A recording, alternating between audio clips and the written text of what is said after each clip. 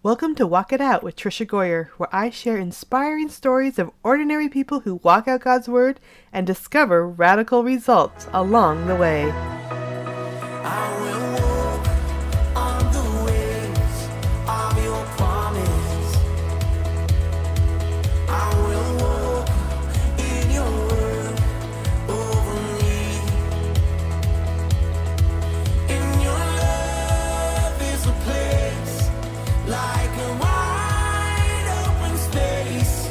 Call me out into all I can be. I've been writing books since 1994. Well, at least I've been dreaming about writing books from 1994. It took about 5 years before I got my book contract, but along the way, I've met so many authors, and it's so fun to hear the journeys that God has taken them on. I guarantee not one person has had a straight path. They've found twists and turns just like the novels that they're involved in and the stories that they write. There's moments of dread where they're sure that they're going to only get rejection letters. And then there's moments of joy when they sign their first contract or see their book on the bestsellers list. But I have to tell you, out of all the people I know and out of all the stories that I've heard from those writers, I think the stories that you're about to hear from Michelle Cox and how she got on this writing journey are some of the most amazing, so incredible, and so exciting. I love how Michelle says she never planned for this to be part of her story. She never saw herself as a writer, yet God put these opportunities in her life and he's just opened doors. And I love that. When we turn to God, when we trust Him, when we give our lives to Him, sometimes He takes us on journeys that we would never expect. And I am so excited about this interview with Michelle. Now, I interviewed her co-writer, Brian Bird, a couple months ago, and you can go back on my podcast and find his episode. Brian is a writer, a producer of some amazing things, including When Calls the Heart. And today we're going to be talking about their book that Michelle wrote with Brian. It's When God Calls the Heart at Christmas. And we're going to be talking about the book, but most of all, I am just so excited about Michelle's story. So let me tell you a little bit about her. Michelle Cox is a speaker and the best-selling, award-winning author of 14 books. Her newest books are When God Calls the Heart, Devotionals from Hope Valley, and When God Calls the Heart Journal, which she co-authored with executive producer Brian Bird. And Michelle also has 18 Summers, which she'll be talking about in this podcast too. But I know you are just going to love getting to know Michelle. Well, friends, I am so excited to have a new friend with us on Walk It Out today. We're going to be talking about the book, When Calls the Heart at Christmas. And last month I had Brian Bird on, and we were talking about his life and movies and TV shows and all the wonderful things. And today we are talking to his co-author, Michelle Cox. So, Michelle, welcome to Walk It Out. Oh, thrilled to be with you today, Trisha. I'm so glad that you're here, and I would just love if you would just start by telling my listeners just a little bit more about yourself. Well, probably the most important thing they need to know is that I have 6 perfect grandchildren, and they are the joy of my life. And if they call, Grandmama's not busy, so they are my joy. But my husband and I have been married for 44 years. We have 3 sons, 2 of whom are in ministry. And our third son teaches at Gulf Coast College in Panama City, Florida.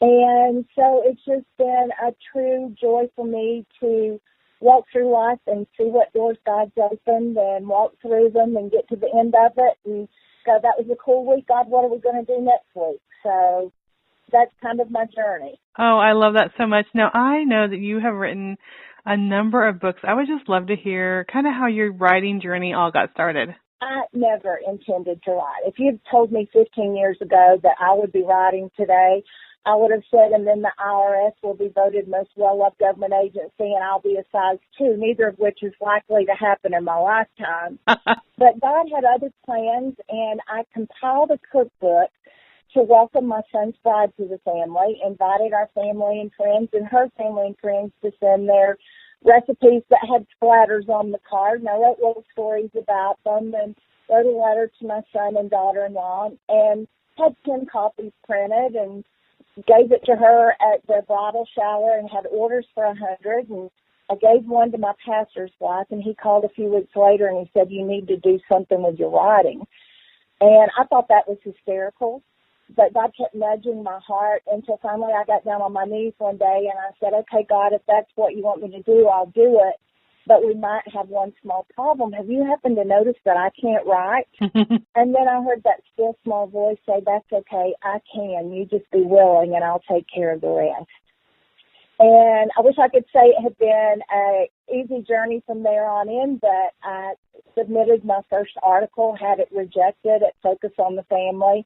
And I said, see, God, I told you I couldn't write, and I quit for a year until time for the Blue Ridge Mountain Christian Writers Conference to roll around again, and God started nudging my heart again. And I got down on my knees, and I said, okay, God, I get it now. You didn't call me to be successful. You called me to be faithful. And I'm going to write for you if I never sell anything, if all I do is send a letter to a missionary to encourage them or whatever you want. Whatever I have with writing skills, it's yours. And that's when things started happening. I got an email from another editor at Focus on the Family about a week later, and she said, I'm the editor of 3 publications. I saw the article that you sent, and I wondered if you'd be interested in writing for me. And I went on to write for 6 of the publications at Focus and then had my first book published. Now, what was your first book? Tell us a little bit about that. It was called Mothers Who Made a Difference. And I took the stories of 7 Bible moms, paired them with the lives of contemporary moms, and showed how they're relevant in our lives as women today. For instance, I took the story of Jochebed, a story that most of us have heard so many times, but for the very first time, I got inside her heart as a mom. And for the first time, I thought about what it was like for her to stand on the banks of that river with that child that she loved more than life itself, holding him in her arms, kissing those little toes goodbye one last time, stroking the softness of his hair, putting him in that basket that she had lined with pitch and asphalt and her tears, knowing that unless God worked a miracle, she'd never see that child again. And I paired that with the story of my friend Teresa Bradley, a young mom who had terminal cancer, and she knew she wouldn't live to see her little boy grow up. And then I tied the stories together with the thought that there's no safer place to put one's child than to place them in God's hands. So it was stories like that of just getting in the hearts of Bible moms and really experiencing the Bible in a fresh new way that I never had before. I love that so much, and I just love how, even when you're talking, you could tell that, your words matter. Like, you could tell just the way you described everything that it really makes a difference, and I love that, your pastor was the one that said you need to do something with that, and I think so many times we look at our own abilities and think, okay, I don't have very much, but you offered it to God, and I know you had to work really hard. Writing is a really difficult career. What do you think you learned in the process of taking those steps of faith and just really walking out what you felt God was calling you to do? I think one of the biggest things I learned was that everything that I thought at the time was a failure, God saw as a stepping stone. And I'm able now, with the beauty of hindsight, to look back and realize that those were the moments that either taught me something I needed to learn or gave me a connection to someone I needed to meet, and really brought home that, God's timeline might be different than mine. And even though sometimes I think mine should take precedence, his is always the better way. And so, learning from my mistakes, soaking in the knowledge from people who were so kind to take me under their wings and mentor me, but just learning that none of it goes to waste, but God uses every little bit of what we do. I love that so much. And I have found that too in just the Christian writing industry. I was 22 when I showed up at my first writers conference, and yes, I'm going to be a Christian writer. No one laughed at me. Like I was so ill prepared. But everyone was just so gracious, and I'm just so thankful for those who do take the time and just help us and guide us and encourage us. And so how would you describe your journey if you were to describe it to maybe just someone starting out? I think it's absolutely hysterical would probably sum it up, because looking back at my career, nothing has come about the way it's supposed to come about. I can sit in a class at a conference and the instructor can say, now, if you want to do this, you have to do it this way and this way and this way. And I'm like, that's not how God sent it to me. And I wish I had time to tell you the whole story, but I mean, who gets an option on a film at a conference they only went to help their friend, the director, with faculty transportation, based on a nonfiction book that hadn't been written? Okay, well, you didn't have to tell us a little bit of that story, because I want to hear that. So, but I mean, if I had time to tell you, literally everything in my career has been like that, and I love it because I can't take the credit for it. It's so clear that God's done it, and I love that. But I had a friend who started the Gideon Media Arts Conference and Film Festival, and it was the first year, and I told Lori, I said, hey, I'll be glad to help you anyway, just let me know. And she said, oh, would you do faculty transportation back and forth to the airport? And I said, sure, I'll be glad to. And she said, just stay for the conference. And I said, well, I don't have any interest in media, but, I'm sure I'll meet some nice people. And one of those nice people, actually, that I met that year was a man named Brian Berg, who we'll talk about in a little while. Yeah. But it was one of those time sessions that they were getting ready for classes, and I'm standing in the hallway looking at the brochure, and I'm like, okay, Lord, I have no interest in camera angles or lighting. Where do you want me to go? And I ended up in a songwriting class, which is hysterical because I don't know a note of music, but they were writing lyrics. And so our instructor had us pair with someone in the room, and she said, well, I don't have a clue what we can, write about. And I said, well, I've got this idea. My pastor had dedicated a baby at church one Sunday, and as the parents turned to leave the platform, he said, don't forget you have just 18 summers. Go make some memories. And the moment I heard those words, I knew God wanted me to do something with them. And so I had come up with the idea for a nonfiction gift book that I was working on. So we wrote lyrics based on my nonfiction gift book idea. And when we went around the class at the end, the instructor had us read them, and everyone in the class cried. And she said, you two need to finish them. But Angela was from California. I was from North Carolina. Nothing happened until the next year, a couple of weeks before time for the Gideon Media Arts Conference again. And I thought, she's going to be there. She's going to ask if we finished it. I better do it. So I finished the song. It just so happened that a man in my church owned a recording studio, and I got with Larry, and we worked together, and he wrote the music, and we were going to record it the night before the conference, and I was going to have to sing, which is extra hysterical because we didn't have time to get anybody to learn it, and we got faculty transportation messed up, so we only had 20 minutes to do everything. And so we did a quick record. Larry said, go on out to the conference tomorrow. I'll bring it out. So I went the next day, sat in Dave Moody from Lamont Records songwriting class, and he said, give me a sentence about what you're working on. And I gave him one sentence about just 18 summers. And the minute class was over, he made a beeline for me, and he said, I can't get this out of my mind. I want to hear the song. And I said, well, Larry's bringing it out in a little while. Here are the lyrics. He read the lyrics. He said, I love this. Let me know when the music gets here. Go with it. And so he listened to it, and he said, I've got to go to FanFest, but on the first time back in the office, I'll have a contract to you to record it. And the next morning at the conference, he came to me, and he said, I really cannot get this out of my head. He said, I own a film company. We need to make a movie about this. Now, Tricia, you've been in the industry long enough. I didn't even have a screenplay or a story. There was no story. And so I got the option. He paired me with Marshall Younger, who's from Adventures in Odyssey, Focus on the Family, with Toy Martin, who's a Christian comedian. And I had prayed for weeks, and I said, God, what do you want on the page?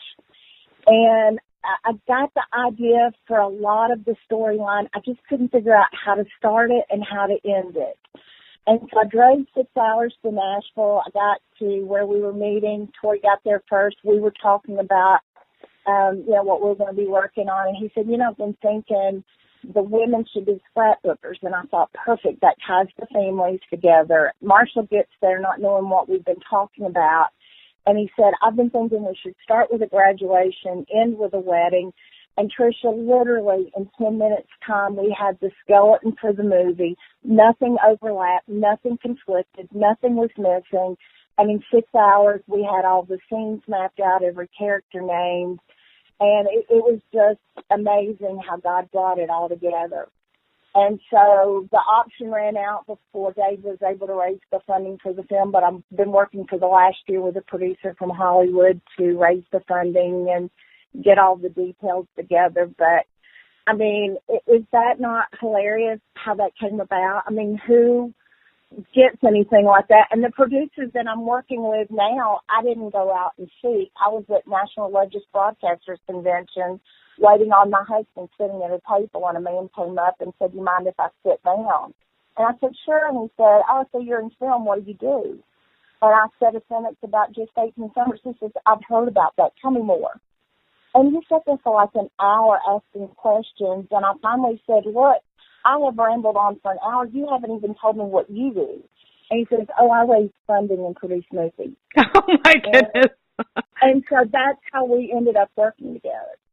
And so it's been thing after thing after thing after thing like that. The Just 18 Summers novel was published by Tyndale. I pitched it at a conference to an editor from another publishing house.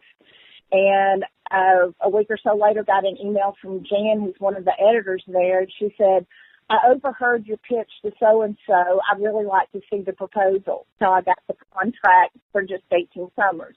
So it's hilarious looking back at thing after thing after thing like that that's happened that I couldn't have planned in a million years. But the God who said, "You be willing and I'll take care of the rest," has done an amazing job. I love that so much. And it really is that moment of relinquishment, isn't it? It's that we really say, "God, it's all up to you." And he's like, "Oh, you just wait. You just wait and see what I can do." And it just shows that we have no idea. I love the verse, God does exceedingly more than we ask or imagine. I mean, God's like, just wait until you see what I have in store. Yeah, and that's the thing. I've discovered his dreams for me have been so much bigger than anything that I had. And, as I'm sure you've discovered as well with what you do, God's given us something that we enjoy so much, that we love so much, and has allowed us to do that. And that just boggles my mind that he lets me do what I do. I love that so much, which is a perfect lead-in to your new project, When God Calls the Heart, Devotions from Hope Valley. But before we dig into that specifically, I would just love to hear just your connection with Brian Bird and how you got involved in working with him. Well, like I say, I met him that first year that I did faculty transportation at the Gideon Media Arts Conference. He was one of the ones I picked up at the airport. And so we've stayed in contact at different conferences through the years, and we were both on faculty 2 years ago at the Blue Ridge Mountain Christian Writers Conference. And every year during the conference, we take one evening and the faculty goes into town at the end of the day, and we grab some pizza and have some time just to fellowship together. And there were about probably 16 to 20 of us that night. And it just so happened that I ended up sitting next to Brian. And it was good because I had a message to deliver for my 7-year-old granddaughter who was a big fan of When Calls the Heart. And she said to tell him that she loved it when Jack and Elizabeth kissed and to ask if he could make that happen more often. So I delivered her message, and, Brian, we talked a little bit more. I've done a number of devotional books, and Brian said, "Yeah, I've always wanted to do a devotional book based on the show." He said, "But I know there's no way to get it done in time for the start of the new season," because this was like May the 23rd when we were talking the new season would start in February. And I told him, I said, I might know one publisher who could make that happen. And so we kept talking that evening, and it just made such sense for the two of us to work together. So when we got back to the hotel at the conference center, I emailed my publisher, Carlton Garborg at Broad Street, and I said, hey, had pizza with Brian tonight. We talked about this. Would you be interested? And 2 minutes later, I had an email, yes, we want to do the book. And we had our first conference call the next day.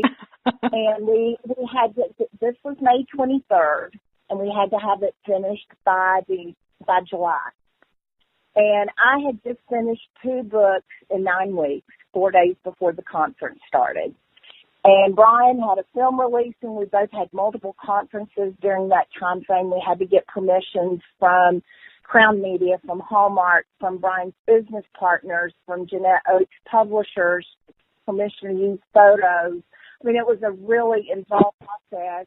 And I mentioned it to my agent that next morning, and he said, well, you'll never find a publisher that can do it that fast. And I said, yes, I think I can. And he said, well, even if you can, there's no way you can get it written. And I said, if we find the publisher, we'll have it written.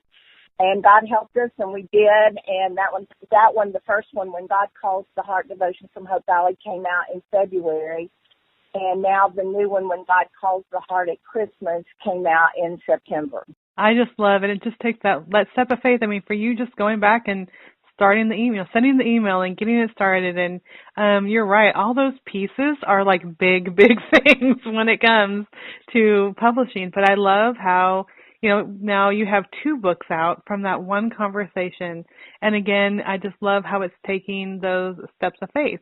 And we'll be out in January, When God Calls the Heart to Love. So we got 3 done, and we're talking with the publisher about doing the next one. Oh, I love that so much. So tell us a little bit about When God Calls the Heart at Christmas.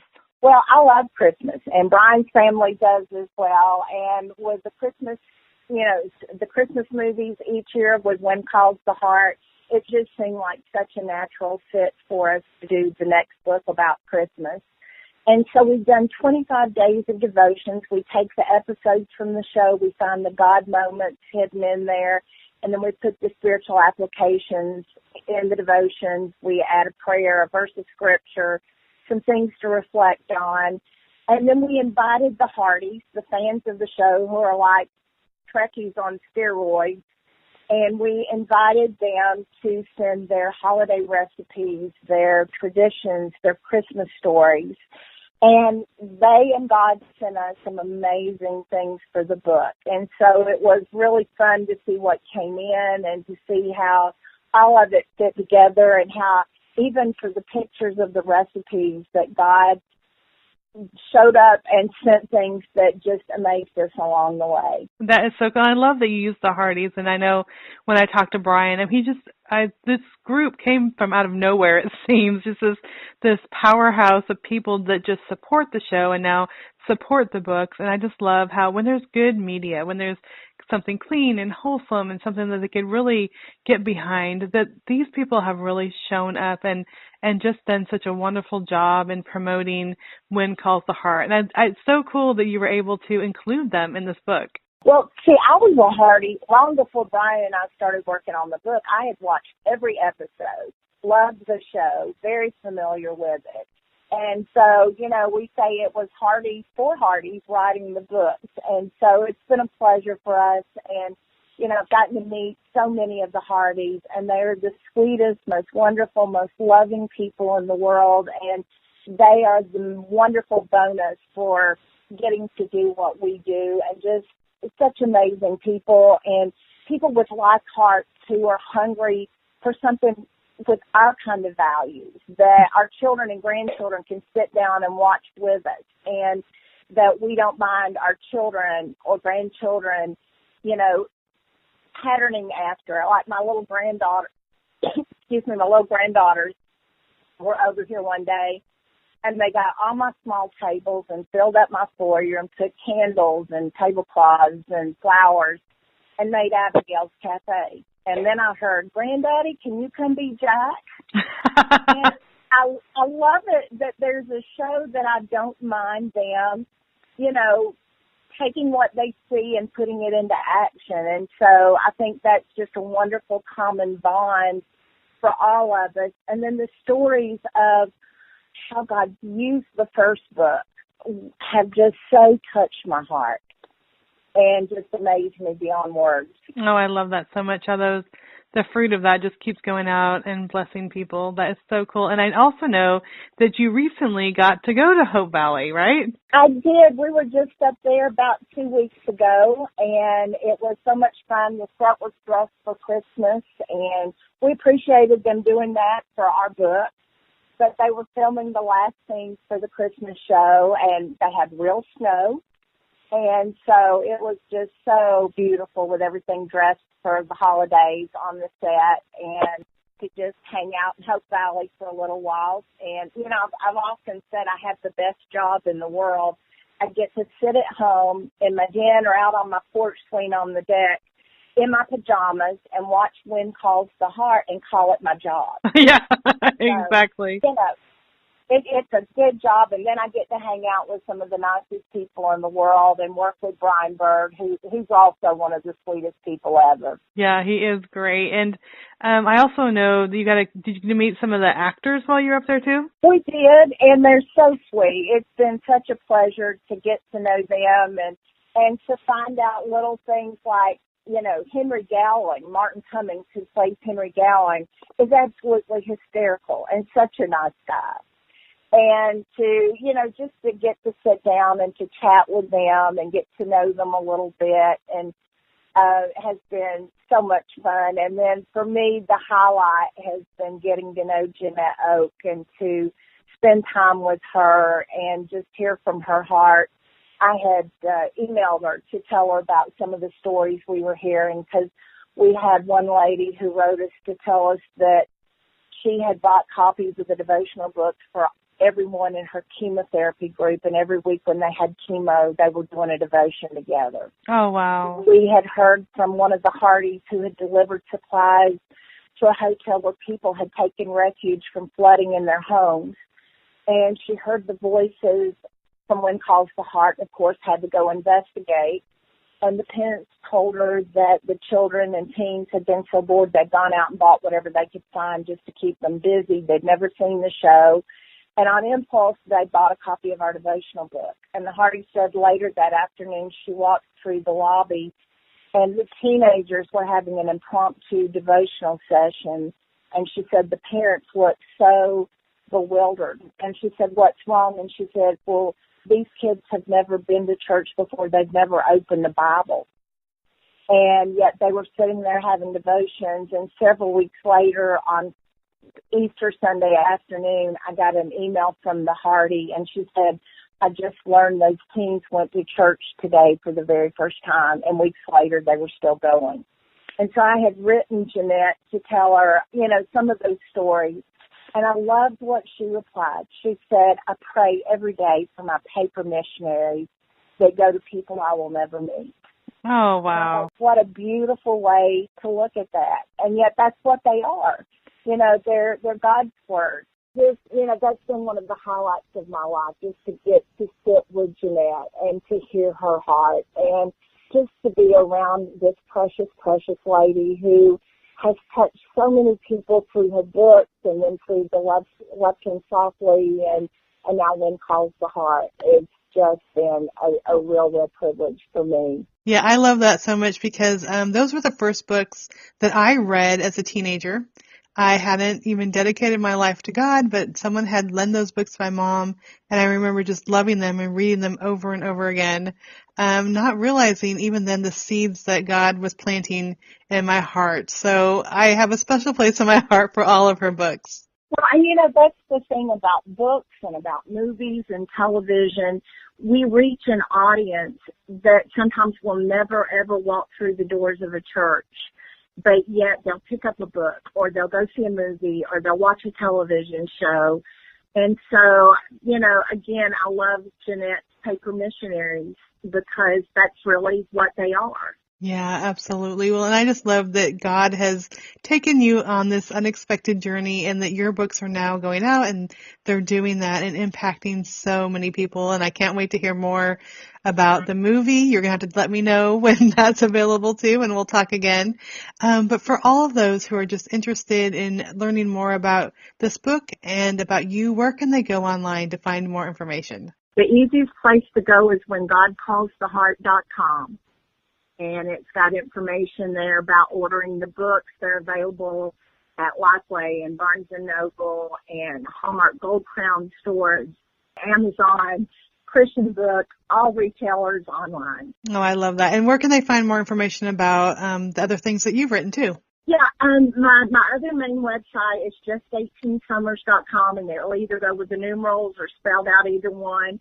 And we have a parenting blog there, have a staff of writers. We have a blog post Monday through Friday, and just hope to encourage and inspire parents to slow down and enjoy the journey, because 18 years sounds like a long time, but there's something about realizing that you have 18 summers that really brings it home, especially when 10 or 12 of those are already gone, because we can't go back and rewind yesterday. So just to slow down and enjoy those precious moments that God gives along the way. I love that so much. Well, Michelle, thank you for being here. I'm so glad that I consider you a new friend now and that I got to hear more of your story. So thank you so much for just joining us today.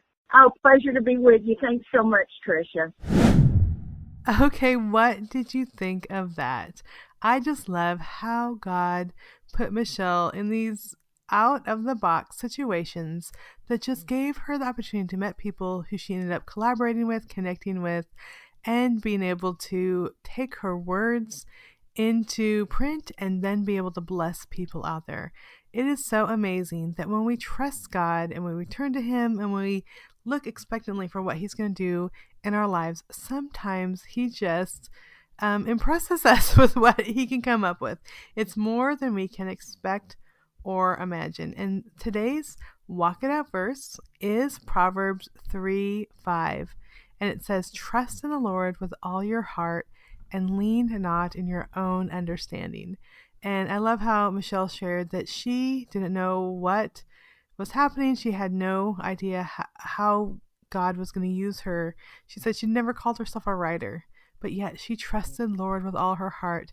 And she didn't lean in her own understanding, but instead she turned to God and has been a part of this amazing journey. And I know, friend, that you may be saying, well, that's okay. God can do that for her, but not me. But I guarantee, I know He's done it with Michelle. He's done it with me. He's done it with others. When you trust Him, when you look for those people He brings into your life, the situations, know that that is from God. It's not a coincidence, and that you can trust Him and take those steps of faith. It's the scariest thing, really, to step out into the unknown, but nothing in our lives is for sure. We can't control ourselves. We can't always keep ourselves in comfort and in safety, but instead we need to be willing to step forward and take those walks of faith, those steps of faith, and really walk out what we feel God is asking us to do. So I'm just going to say a prayer for all of us. First, Lord, I just thank you so much for Michelle. I just thank you for the example of what she has done to just walk out the faith, that even though she didn't call herself a writer, that clearly you have put this call on her life. I pray for her that you will bless her, bless Brian, bless all they're doing. And also I pray for the listener. They may think that they have been overlooked, that you are just taking care of everyone else, but not them. Lord, I just pray that you'll just wrap your arms around them and comfort them today. May they see your hand in so many things, and may they know that they can trust you. And if there's areas where they need to step out in faith, I pray that they will do that and find you there. Amen. Well, friend, thank you so much for tuning in to Walk It Out today. I am so blessed to connect with you anytime. If you want to let me know what you think about the show, you could always email me at Tricia@TriciaGoyer.com. Like always, this podcast is here because of my wonderful publisher, David C. Cook. They publish materials that go into over 100 countries. and they are a nonprofit that really produce books so they can turn around and spread the gospel all around the world. They're the publishers of my 2 books, Walk It Out, The Radical Result of Living God's Word One Step at a Time, and then my newest book, Calming Angry Kids, Hope and Help for Parents in the Whirlwind. And check out those books and also check out my publisher. So I am just so thankful for you. I'm so thankful for you tuning in and for connecting with me and letting me know about this podcast. I am so excited about some of the guests we have coming up. So make sure you make a note to always check and see when the new episode's out. I hope you will be blessed. Today's podcast was edited and produced by Author Media. Opening and closing music is from the song Wide Open Space by Life Worship, used with permission from Integrity Music.